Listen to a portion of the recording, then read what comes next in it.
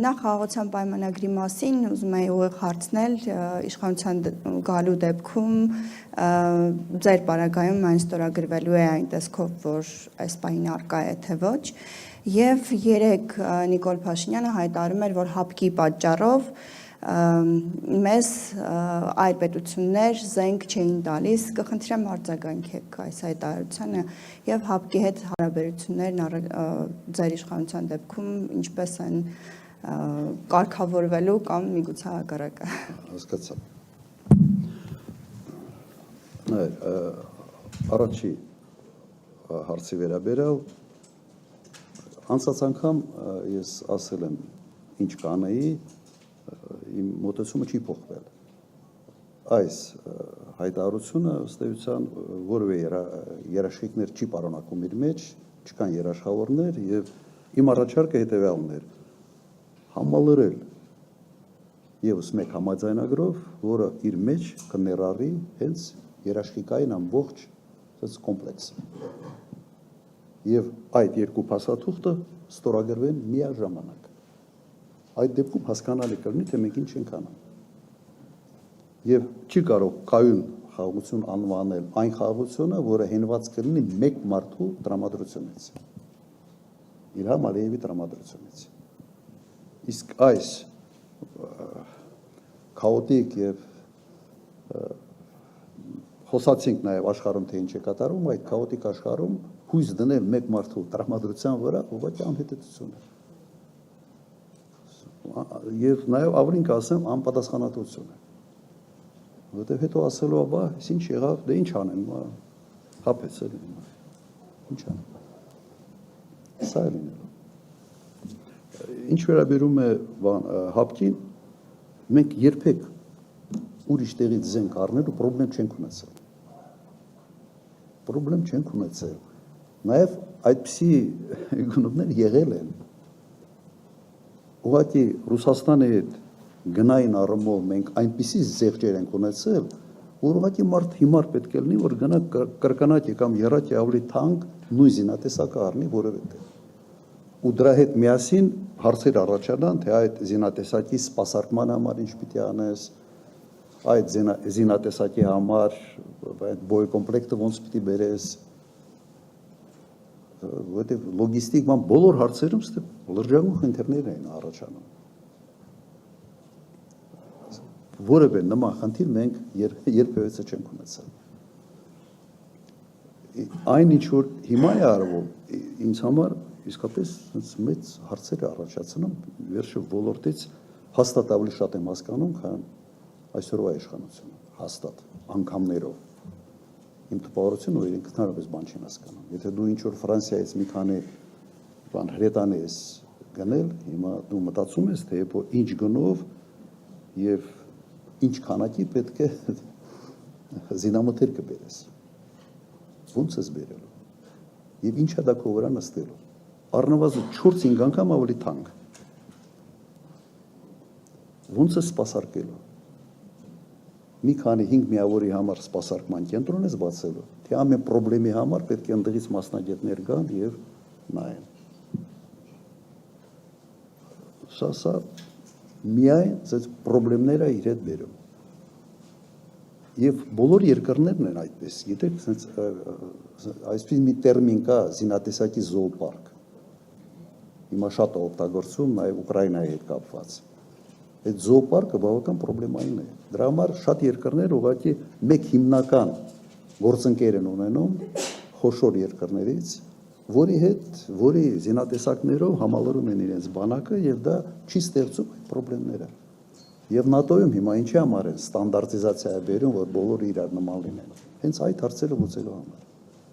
Հիմա մենք Հնդկաստանից ինչ որ մի բան Հնդկաստանից ենք բերել, մի բան Ֆրանսիայից ենք բերում, մի բան չգիտեմ էլ որտեղից են բերելու, հետո ոնց է այս ամբողջը իրար հետ կապվելու։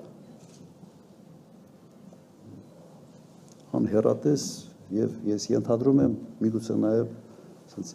օդկատների մոտիվացիայով գործընթացները։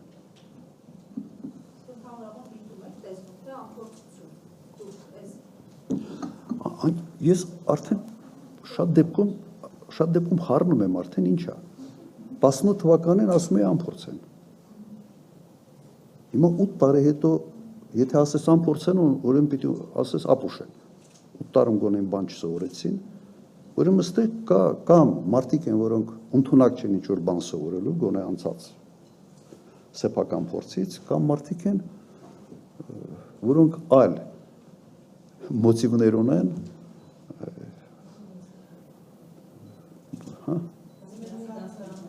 ու այլ մոտիվներ ունեն, այլ նպատակներ ունեն։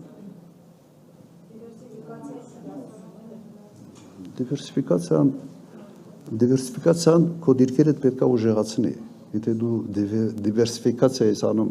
զուտ այդ բառը օգտագործելու համար, դա մի հարց է։ Եթե դու անում ես քո բանակ ուժեղացնելու համար, դա լրի ուրիշ հարց է, բայց դու բանակդ չես ուժեղացնում։ Այն նույն հակաօդային միջոցները,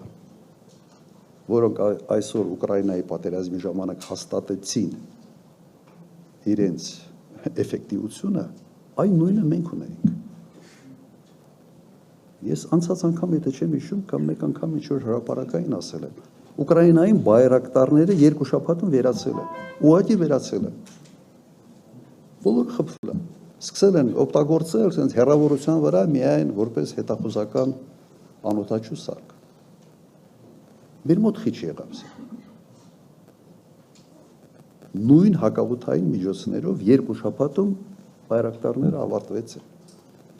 Եվ երբ որ Ղարաբաղյան պատերազմի ժամանակ բայրակտարների sense մեծ ռեկլամ եղավ,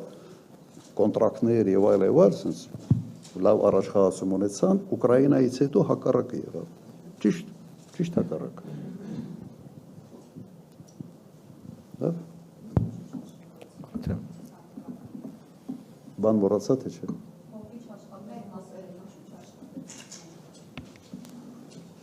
Որտեվ կլուբնիկային բարեփոխումներ էին անում։ Որտեղ ինչքան լավ մասնագետ կա, սաղին անունը դրել են Թալանչի գող, աշխատանքից հեռացրել են, տեղը նշանակել են գծնող սպաններ։ Պատճառներից մեկն էլ սա է, որտեվ երբ որ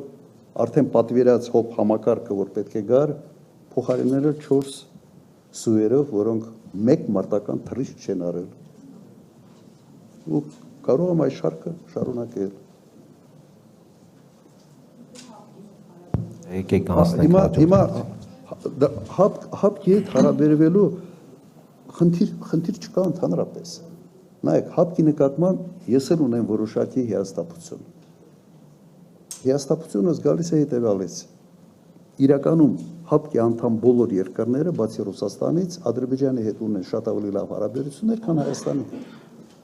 Սա արդեն խնդիր է մեզ համար։ Ինչ ենք արել մենք, որ մեր հարաբերությունները չփչացնենք հապկի հետ։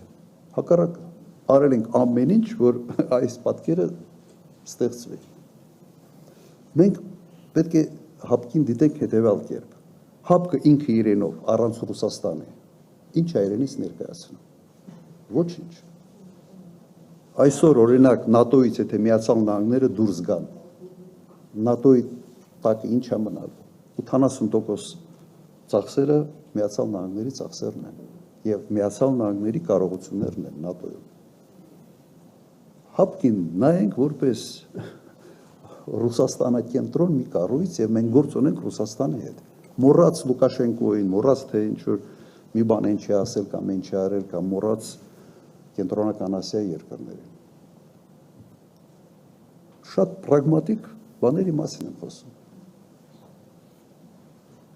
Բայց sense դրոշ սարքել եւ դրա այդ հողի վրա Ռուսաստանի հետ հարաբերությունները փչացնել եւ հետո ասել զենք չեն տալիս, չեն ծախում եւ այլն, դու ամեն ինչ արել ես, որ քեզ վատ վերաբերվի։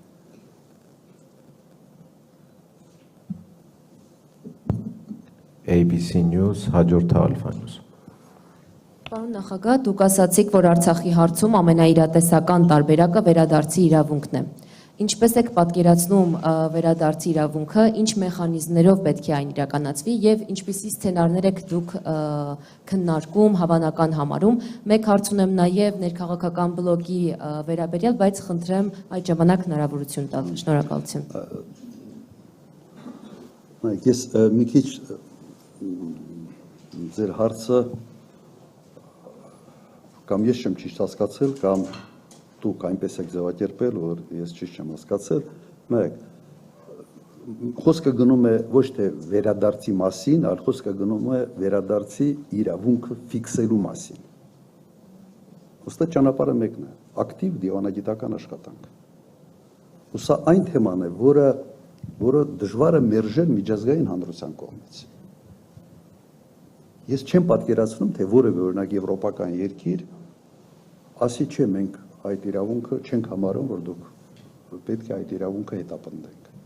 Դժվար է ասել, հնարավոր չէ ասել։ Դրա համար խոսքը գնում է հետևյալի մասին։ Այս պահին իրատեսականը սա է, փորձենք դիվանագիտական ճանապարհով շատ ակտիվ այդ հարցի լուծումը ստանալ։ Եվ ես տեսնում եմ, որ դա հնարավոր է։ Նույնիսկ Ադրբեջանի համար դժվար է ասել, չէ, վերադարձի հարց չեն կարող քննարկել։ Իրենք փորձելով են դա կապել ադրբեջանցիների վերադարձի հետ եւ այլ, հասկացաք, դիվանագիտական աշխատանք։ Ուրիշ ճանապարհ ուղղակի գոյություն չունի։